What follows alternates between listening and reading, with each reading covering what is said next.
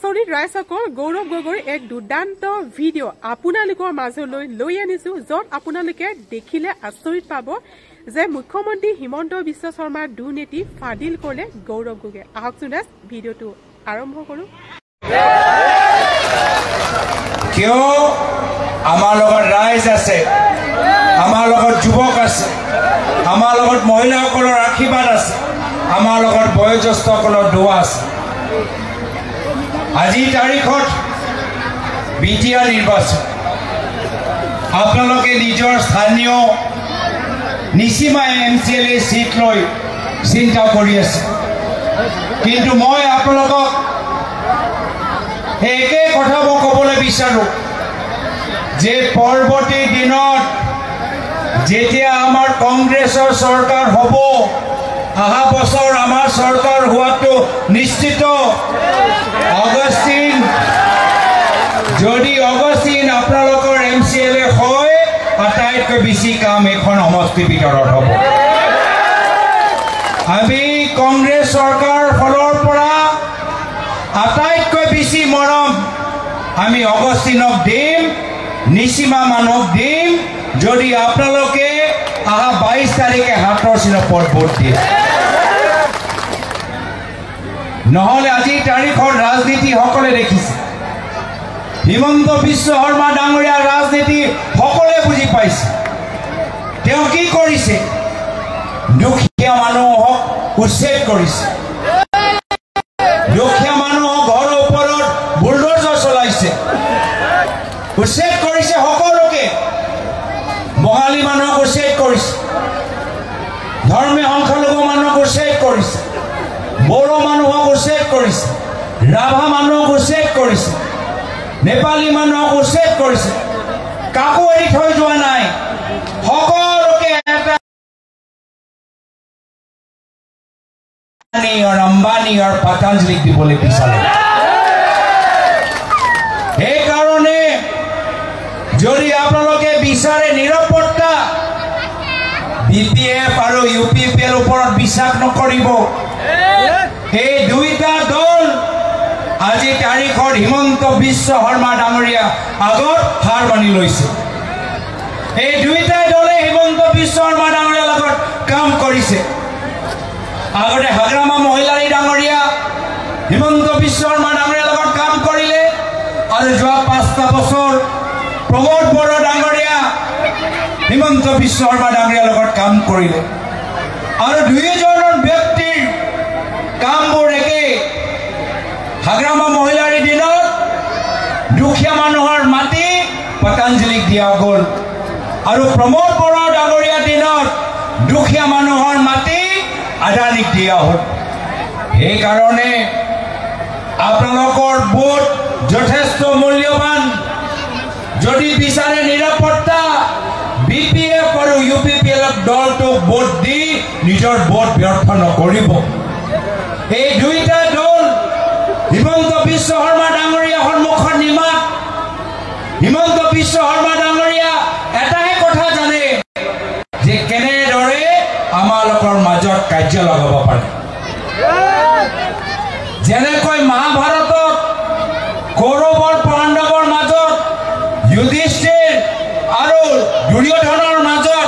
শকুনি মামা সোমাই কাৰ্য লগালে অসমৰ শকুনি মামা হৈছে হিমন্ত বিশ্ব শৰ্মা ডাঙৰীয়া কেতিয়াবা উজনি নামনি নামত কেতিয়াবা ব্ৰহ্মপুত্ৰ বৰাকৰ নামত কেতিয়াবা ধৰ্মৰ নামত কেতিয়াবা জনগোষ্ঠী জনজাতিৰ নামত মাত্ৰ সংঘাত লগাই আৰু নিজৰ পৰিবাৰক আৰু ধনী কৰে আপোনালোকৰ এই অঞ্চলৰ ল'ৰা ছোৱালীক তেওঁলোকে কি কৈছে যে পৰৱৰ্তী দিনত বিজেপিয়ে ল'ৰা ছোৱালীৰ হাতত বন্দুক দিবলৈ বিচাৰে সংঘাত লগাবলৈ বিচাৰে কাৰ্য লগাবলৈ বিচাৰে কংগ্ৰেছে অসমত শান্তি আনিছিল মনত ৰাখক কংগ্ৰেছৰ যেতিয়া চৰকাৰ আছিল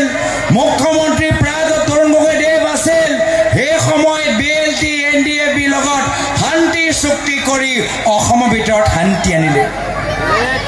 শান্তি স্বাৰ্থত প্ৰয়াত মুখ্যমন্ত্ৰী তৰুণ গগৈদেৱ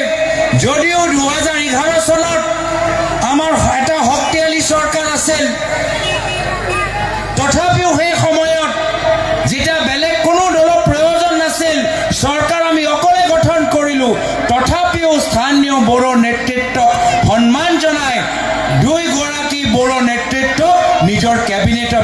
মন্ত্ৰী দিলে দুইগৰাকীক নিজৰ মন্ত্ৰী সভাত মন্ত্ৰী পদ দিলে বিপিএফ দলৰ লগত তেওঁলোকে একেলগে চৰকাৰ গঠন কৰিলে কিয় কি তেওঁ স্থানীয় বড়ো নেতৃত্বক সন্মান দিবলৈ বিচাৰিছিল শান্তি স্বাৰ্থ কিন্তু আজিৰ তাৰিখত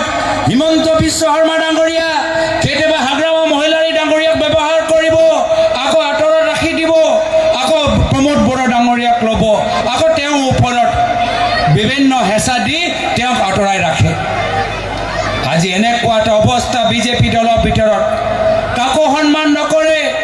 অলপ দিন আগতে প্ৰধানমন্ত্ৰী মোদী ডাঙৰীয়া আহিছিল তাত অসমৰ প্ৰাক্তন মুখ্যমন্ত্ৰী সৰ্বানন্দ সোণোৱাল ডাঙৰীয়া এই মঞ্চত উপস্থিত আছিল বাৰম্বাৰে বিজেপি দল কয় যে আমি খিলঞ্জীয়া মানুহৰ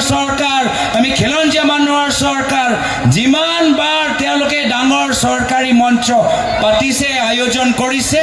প্ৰাক্তন মুখ্যমন্ত্ৰী সৰ্বানন্দ সোণোৱাল ডাঙৰীয়া আটাইতকৈ বেছি অপমানিত কৰিছে প্ৰাক্তন মুখ্যমন্ত্ৰী সৰ্বানন্দ সোণোৱাল ডাঙৰীয়াক মাতি খালি বহাই থয় বক্তৃতা দিবলৈ নিদিয়ে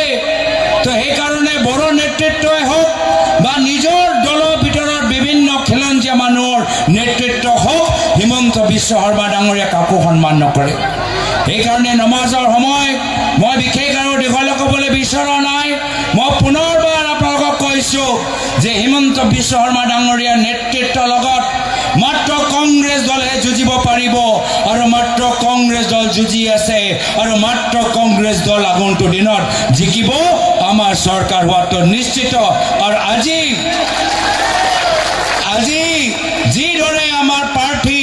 অগষ্টিন আৰু বিভিন্ন আমাৰ প্ৰদেশ কংগ্ৰেছৰ বিষয়াসকল জিলা কংগ্ৰেছসকল যিদৰে নিজে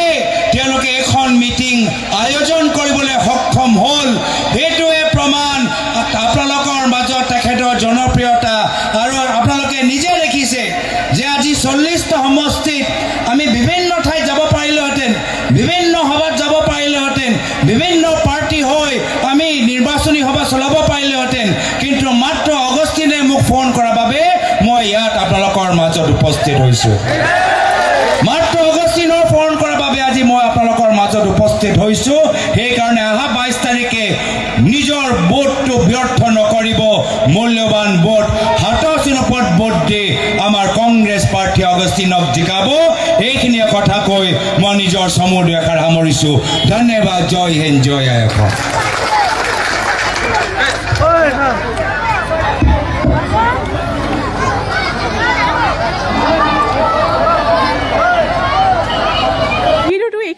এইখিনিকে মই আপোনালোকৰ মাজলৈ আগবঢ়ালো ভিডিঅ'টো চাই যদি ভাল লাগিলে চেনেলটো সাবস্ক্ৰাইব কৰি ৰাখিব আগলৈ এনেকুৱা ধৰণৰ ভিডিঅ'সমূহ চাবৰ বাবে আজি এই ভিডিঅ'টো ইয়াতে সামৰণি মাৰিছো পুনৰ লগ পাম নতুন এটা ভিডিঅ'ৰ সৈতে আজিলৈ